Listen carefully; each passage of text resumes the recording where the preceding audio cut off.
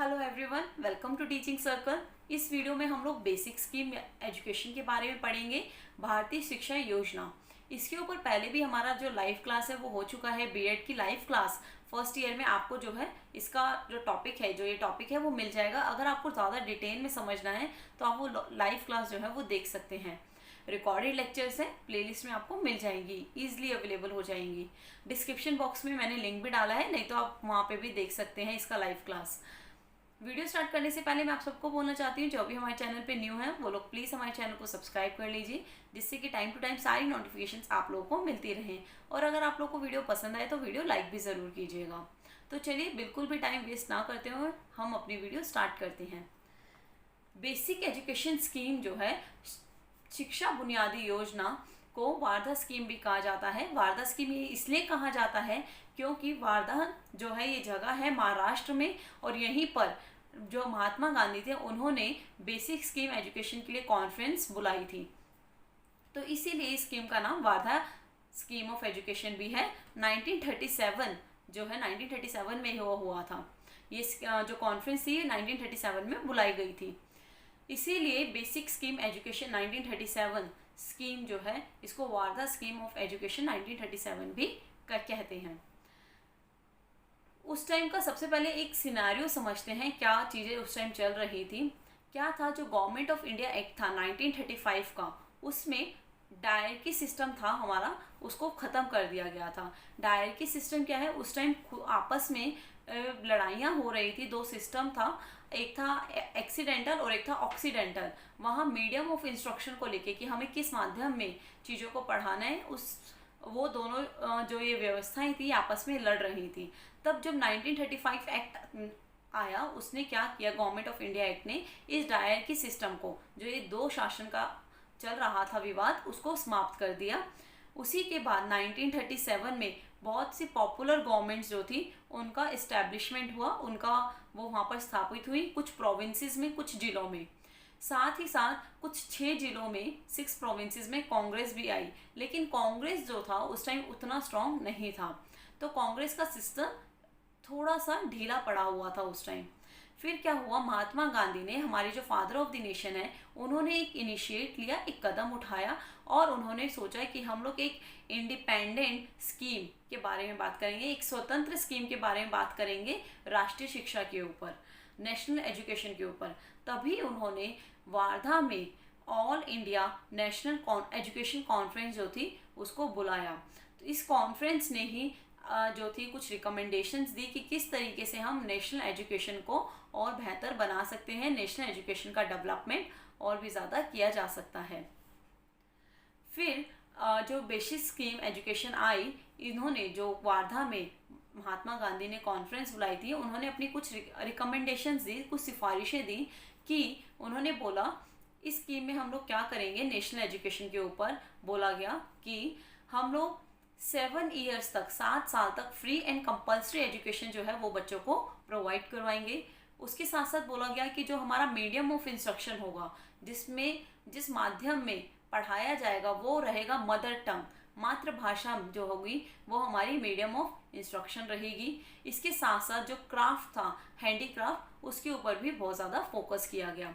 इसी के साथ साथ, इन्हीं सब चीज़ों के साथ साथ जो हमारी बेसिक एजुकेशन स्कीम थी, इसमें इंडियन कल्चर, हमारी जो भारतीय संस्कृति है, इंडियन फिलॉसफी, हमारा जो भारतीय साहित्य है, और जो करिकुलम है, हमारा जो पाठ्यक्रम है, इन सबके ऊपर भी बहुत फोकस किया गया। इन सबको जो था स्कीम में इम्बाइब किया गया, मतलब कि सभी चीज़ें जो हमारे पाठ्यक्रम को बनाया जा रहा था, जब जो स्कीम बनाई जा रही थी, उसमें इन सभी चीज़ों को शामिल किया गया।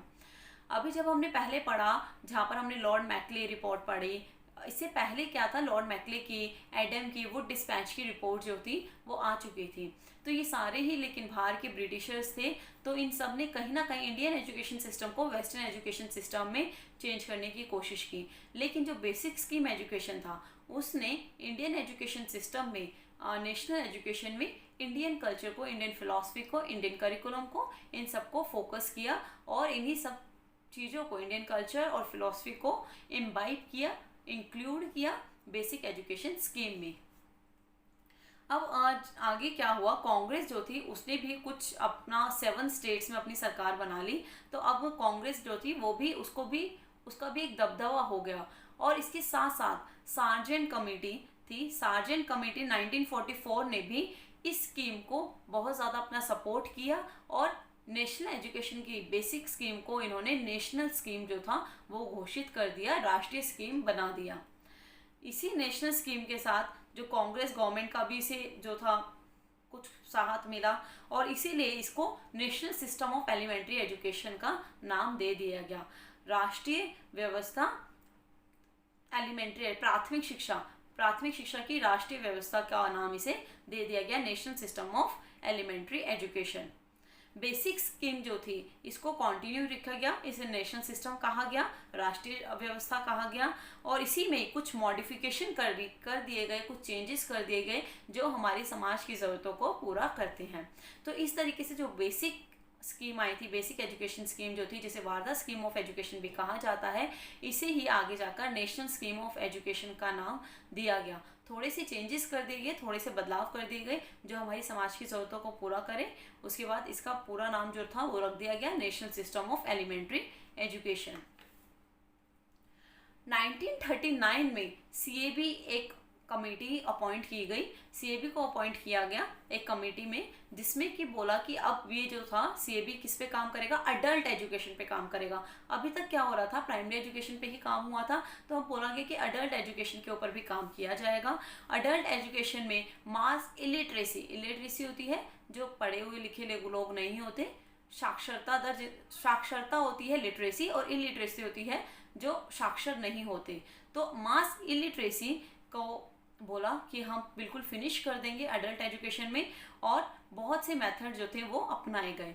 आफ्टर इंडिपेंडेंस जो ये कुछ एक मोमेंट चला अडल्ट एजुकेशन का, और इसके बाद अडल्ट एजुकेशन मोमेंट चलने के बाद इसका नाम क्या कर दिया गया, इसका नाम रख दिया गया सोशल एजुकेशन, सामाजिक शिक्षा।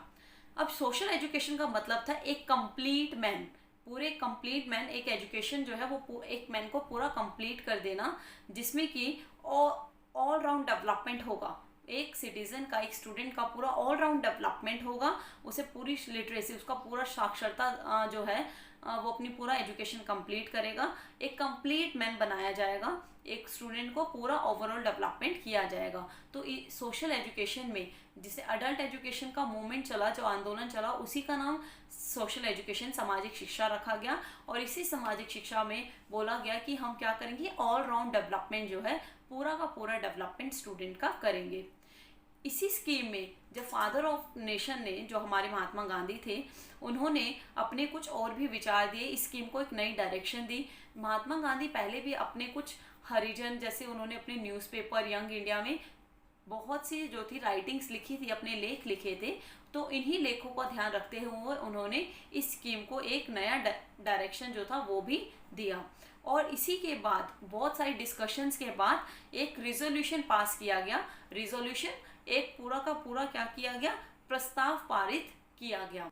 अब इस प्रस्ताव में कहा गया कि हम लोग free and force compulsory education जो है वो एक साल में पूरा नेशन में, पूरे राष्ट्र में जो है सभी स्टूडेंट्स को प्रोवाइड करवा देंगे। राष्ट्रव्यापी स्तर पर 1 वर्ष के लिए निःशुल्क और बलपूर्वक अनिवार्य शिक्षा प्रदान की जाए। सेकेंड बोला कि मीडियम ऑफ इंस्ट्रक्शन जो होगा वो मदर टंग होगा, मातृभाषा होगा हमारा शिक्षा का माध्यम। फिर बोला गया कि हम लोग क्या करेंगे, जितना भी एबिलिटी होगा स्टूडेंट की, अब स्टूडेंट की योग्यता अनुसार उसको पूरा ट्रेनिंग देंगे, उसमें पूरा ओवरऑल डेवलपमेंट करेंगे उसका। फिर बोला गया नेक्स्ट 4th पॉइंट में कि टीचर्स की रेम्यूनरेशन, जो टीचर्स हैं, जो शिक्षक हैं, उनके भी पारिश्रमिक को कवर किया जाएगा। तो ये सभी बातों का ध्यान जो था वो इस प्रस्ताव में पारित किया गया कि हम इन सभी बातों का ध्यान रखेंगे। अब हम लोग देखेंगे एम्स क्या थे बेसिक एजुकेशन के, उद्देश्य क्या थे बेसिक एजुकेशन के। उनका उद्देश्य था एक आइडियल ऑफ सिटीजनशिप, एक नागरिकता का आदर्श था जिसमें उन्हें एक ऐसा नागरिक बनाना था, एक आइडियल नागरिक, एक आदर्श पुरुष बनाना था, जिसमें उसका ओवरऑल डेवलपमेंट किया जाएगा स्टूडेंट का, और उसको जो है पूरा क्या किया जाएगा, आदर्श आइडियल जो सिटीजन है, नागरिक है, वो बनाया जाएगा हमारे समाज के लिए, हमारी सोसाइटी के लिए। तो जो एजुकेशन का एम था वो यही था कि हम लोग आइडियल सिटीजनशिप में क्या डेवलप करेंगे, क्वालिटीज़, हम लोग जो है वो गुणों का विकास करेंगे और जो बेसिक एजुकेशन को हम लोग अपने माइंड में रखेंगे। इसका यही था कि हम लोग क्या करना है, हमें एक आइडियल सिटीजन बनाना है, हमें एक आदर्श नागरिक बनाना है। इसमें जाकिर हुसैन की एक कमेटी ने भी रिकमेंड किया, अपनी बातें कही कि बहुत ही साफ कहा कि जो एम होगा एजुकेशन का वो क्या होना चाहिए, डेवलप होना चाहिए। आइडियल सिटीजन की सारी क्वालिटीज़ जो है वो डेवलप की जाएगी, एक तरह से ओवरऑल डेवलपमेंट किया जाएगा, socially, politically, economically and culturally, सामाजिक, राजनीतिक, आर्थिक और सांस्कृतिक स्तर पर, सभी स्तरों पर, सभी पहलुओं को ध्यान में रखते हुए एक ओवरऑल डेवलपमेंट जो है वो बच्चे का किया जाएगा। उसके बाद इसका जो सेकेंड एम था वो था कल्चरल व्यू पॉइंट, कि हम लोग अपना कल्चर, जो हमारा जो संस्कृति है उसको भी ध्यान में रखेंगे। ये बहुत ही इम्पॉर्टेंट था कि हम अपना कल्चर की भी, अपनी संस्कृति को भी ध्यान में रखते हुए अपने एजुकेशन को कंप्लीट करें। थर्ड जो पॉइंट था उसमें बोला गया ऑल राउंड डेवलपमेंट जो होगा पर्सनैलिटी का वो किया जाएगा। करिकुलम जो है था बनाया गया, जो पाठ्यक्रम बनाया गया बेसिक एजुकेशन का, वो इस तरीके से कंस्ट्रक्ट किया जाएगा, इस तरीके से पाठ्यक्रम का निर्माण किया जाएगा कि जिसमें साइकोलॉजिकल और स्पिरिचुअल डेवलपमेंट होगा। कैसा डेवलपमेंट होगा, मनोवैज्ञानिक और आध्यात्मिक, मनोवैज्ञानिक स्पिरिचुअल और मनोवैज्ञानिक साइकोलॉजिकल एंड स्पिरिचुअल, आध्यात्मिक डेवलपमेंट, विकास जो है वो बच्चे का होगा। इसके साथ साथ नैतिकता के तत्व, मोरालिटी के जो कंपोनेंट्स हैं उसको भी डेवलप किया जाएगा। ये भी बहुत ही एसेंशियल पार्ट, इंपॉर्टेंट पार्ट होगा। क्या, मोरालिटी, अच्छी बातें, गुड वैल्यूज़ जो होती हैं, नैतिकता की जो बातें हैं वो भी बच्चे में डाली जाएंगी। और एक बच्चे को कैसा बनाया जाएगा, एक मोडेस्टी होता है जिसमें बहुत ही शीलता होती है, जो बहुत ही थोड़ा सा इजी होता है, सॉफ्ट होता है। ड्यूटीफुलनेस, जो बहुत ज़्यादा अपने कर्तव्य के लिए प्रायण होगा, मतलब बहुत ही ज़्यादा अपना ड्यूटी की तरफ फोकस रहेगा जिसका। एक टॉलरेंस, सहनशीलता होगी जिस बच्चे में। आइडियल कैरेक्टर, एक चरित्र निर्माण जो है, ये सारे विकास जो है वो बच्चे में, स्टूडेंट में किए जाएंगे। तो ये एम्स बताए हैं कि बेसिक एजुकेशन ने रखा कि ये हमारा उद्देश्य रहेगा कि किस किस तरीके से हमें स्टूडेंट डेवलपमेंट करना है, बच्चे का विकास करना है। नेक्स्ट उन्होंने बात की इकोनॉमिक्स एम की। इकोनॉमिक एम में उन्होंने बोला जो बेसिक एजुकेशन है इकोनॉमिक एम भी करेगा, और उस इकोनॉमिक एम के भी दो एम होंगे, दो उसके आधार होंगे। आर्थिक लक्ष्य के भी दो पहलू उसने बताए, उन पहलुओं के भी दो उद्देश्य बताए। फर्स्ट उन्होंने बोला कि छात्रों द्वारा जो निर्मित वस्तु है उसको पूरा करने में जो छात्र हैं, जो स्टूडेंट्स हैं, वो क्या होंगे, जो भी उन्होंने बनाया है अपने इंस्टीट्यूशंस में, एक तो ये कि कम से कम उन्हें इंस्टीट्यूशन में स्पेंड करना होगा। The expenditure of the institution least partially, बहुत ही कम जो होगा उन्हें अपने संस्थानों में पे करना होगा, पैसे देने होंगे। और उसके साथ साथ उन्होंने बोला स्टूडेंट्स जो मैन्युफैक्चर करेंगे वो उस चीज़ को मिल पाएंगे, मतलब कि जो छात्रों द्वारा निर्मित वस्तु है, जो भी स्टूडेंट्स ने कोई वस्तु बनाई है उसको पूरा करने में सक्षम होना चाहिए। अगर कोई स्टूडेंट कोई भी चीज़ का डेवलप कर रहा है, कोई भी चीज़ बना रहा है, विकास कर रहा है, तो उसमें इतनी एबिलिटी, इतनी योग्यता होनी चाहिए कि वो पूरा उसे कर पाए, उतना सक्षम हो पाए वो। और जो इंस्टीट्यूशन होगा उसमें भी कम एक्सपेंडिचर उसे खर्च करना होगा, बहुत ही कम पे करना होगा। नेक्स्ट उन्होंने बोला कि जब कंप्लीट हो जाएगा आपका education, after completion of the education the student may be able to engage themselves in some occupation.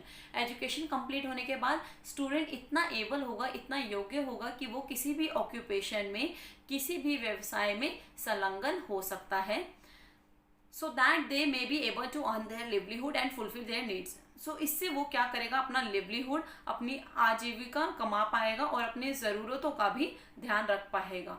तो जो इकोनॉमिक एम्स की भी बात की गई है बेसिक स्कीम में, उन्होंने कहा है कि स्टूडेंट को पहले तो मैन्युफैक्चर करने के लिए कुछ भी क्या करना होगा, एबल बनना होगा, इतना उसमें योग्य क्षमता होनी चाहिए। उसके बाद उन्होंने बोला कि जब वो चीज़ों को सीख लेगा, अपनी एजुकेशन कंप्लीट करेगा, तब उसे किसी ऑक्यूपेशन में भी एंगेज होना होगा, किसी व्यवसाय में भी संलग्न होना होगा, जिससे कि वो अपना लिवलीहुड, अपनी आजीविका कमा पाए और अपना नीड्स जो है उनको भी फुलफिल कर पाए, अपनी ज़रूरतों को भी पूरा कर पाए। नेक्स्ट बात की गई है सर्वोदय की। सर्वोदय क्या होता है? सर्व मीन्स होता है सब, और सर्वोदय सबका भला, सर्व उदय सबका एक साथ उदय उदय होना, सर्व सबका उदय होना, सबका एक साथ डेवलपमेंट होना। तो ये स्कीम जो थी एजुकेशन की, इसका क्या एम था? इसका एम ये था कि हम लोग इस्टेब्लिशमेंट करेंगे सोसाइटी का, एक ऐसे समाज को स्थापित करेंगे जहाँ पर कोई भी बुराई और डिफेक्ट नहीं होंगे। तो ये एम था इस बेसिक एजुकेशन का कि क्या करेंगे, एक ऐसा हमें सोसाइटी, एक ऐसा हमें समाज एस्टेब्लिश करना है, स्थापित करना है जहाँ पे कोई भी इविल्स ना हो, डिफेक्ट्स ना हो सोसाइटी में, समाज में। इसके साथ साथ हमें सोसाइटी को, समाज को कैसा बनाना है? फुल सेक्रीफाइस, जिसमें लोग जो हैं वो अपना त्याग कर पाएँ चीज़ों के लिए लेकर। सेल्फ रिलायंस, मतलब कि एक होता है स्वावलंबन, अपने बारे में, मतलब सेल्फ रिलायंस हो पाए। Feeling of service for other follow man in the society, दूसरों के लिए भी काम करने के लिए, समाज के अन्य अनुयायियों के लिए भी सेवा की भावना होना चाहिए। कॉपरेशन होना चाहिए, सहयोग होना चाहिए, लव होना चाहिए, प्यार होना चाहिए। क्या है? डेवलपमेंट जो है, जब विकास होता है, कोई एक इंडिविजुअल, एक व्यक्ति अपने आप खड़ा होकर ना ही तो अपना विकास कर सकता है, ना ही सोसाइटी में, समाज में कोई कंट्रीब्यूशन कर सकता है। अगर हमें सबका विकास करना है, समाज को आगे बढ़ाना है, अपना डेवलपमेंट करना है, तो उसके लिए हमें सबको साथ लेके चलना होगा। सर्वोदय सबका विकास जो है वो बहुत ही ज़रूरी है। इसलिए जो सिटीजन है, जो नागरिक है, उसमें क्या क्या फीलिंग्स होनी चाहिए? उसमें सेक्रीफाइस की फीलिंग होनी चाहिए, दूसरों के लिए कुछ चीज़ें त्यागनी पड़ेगी। अगर हर कोई सोचे कि मैं ही आगे बढ़ना चाहता हूँ और दूसरे को कुचल कर बस आगे बढ़ जाऊँ, तो ये पॉसिबल नहीं है। तो इसलिए सबके विकास के लिए, सर्वोदय के लिए सेक्रीफाइस की फीलिंग होनी चाहिए, त्याग की फीलिंग होनी चाहिए, दूसरों के साथ थोड़ी सी सद्भावना होनी चाहिए, अच्छी भावनाएं होनी चाहिए, कोऑपरेशन, सहयोग होना चाहिए, और प्यार होना चाहिए। इन्हीं सबको ध्यान में रखते हुए, व्यक्तिगत रूप से नहीं, इंडिविजुअली नहीं, कलेक्टिवली सहयोग, सामूहिक रूप से सबका कल्याण होना चाहिए। तो यही एम्स थे, यही उद्देश्य थे बेसिक स्कीम एजुकेशन के, बुनियादी शिक्षा योजना के, कि जिसमें सबका डेवलपमेंट जो है वो एक साथ हो पाए, सबका विकास एक साथ किया जा सके। अब हम लोग बेसिक एजुकेशन स्कीम के फीचर्स की बात करेंगे, क्वालिटीज़ की बात करेंगे कि क्या विशेषताएं हैं इस एजुकेशन स्कीम की। तो बेसिक एजुकेशन स्कीम ने पहले तो कंपल्सरी और फ्री एजुकेशन के ऊपर बोला कि हम सबको मुफ्त और अनिवार्य शिक्षा प्रदान करेंगे। फिर इन्होंने बोला कि 7 से 14 साल तक के सभी बच्चों को कंपल्सरी और फ्री एजुकेशन जो है वो प्रोवाइड करवाया जाएगा। सेकेंड बोला गया कि कोई भी वेस्टेज नहीं होगा इस स्कीम में, एजुकेशन का कोई भी जो है वेस्टेज नहीं किया जाएगा। नेक्स्ट बोला कि क्वालिटीज़ जो है सिटीजन्स की, उनको एक्वायर किया जाएगा, उनको डेवलप किया जाएगा, और उसके साथ साथ बच्चों को फ्यूचर लाइफ में, जो अपनी स्टूडेंट्स को फ्यूचर लाइफ में अपनी जो प्रॉब्लम सॉल्व करनी है, कैसे वो अपनी प्रॉब्लम सॉल्व करेंगे, इसके बारे में भी सिखाया जाएगा। बेसिक एजुकेशन जो है वो क्लोज रिलेशनशिप बनाएगी एक आपकी ज़िंदगी के साथ, लाइफ के साथ, जो क्या करेगा, एक रिस्पॉन्सिबल सिटीज़न बनाएगा, जिसमें जो स्टूडेंट्स हैं, जो चिल्ड्रन हैं, उनको एक रिस्पॉन्सिबिलिटी पता चलेगी कि वो अगर वो किसी क्षेत्र में है तो वहाँ उनकी क्या जिम्मेदारी बनती है। तो इस तरीके से बुनियादी शिक्षा का जो जीवन है वो जीवन के साथ तो घनिष्ठ संबंध बना ही रहा है, साथ साथ ही बच्चों के बीच जिम्मेदारी का क्षेत्र भी बनाता है। एक रिस्पॉन्सिबल सिटीजन, एक रिस्पॉन्सिबल स्टूडेंट का डेवलपमेंट करता है। फिर बात क्या कि हैंडीक्राफ्ट और प्रोडक्टिव एक्टिविटी के ऊपर भी बहुत ज़्यादा फोकस किया जाएगा, हस्तशिल्प के ऊपर, उत्पादकता के ऊपर बहुत ज़्यादा ध्यान दिया जाएगा।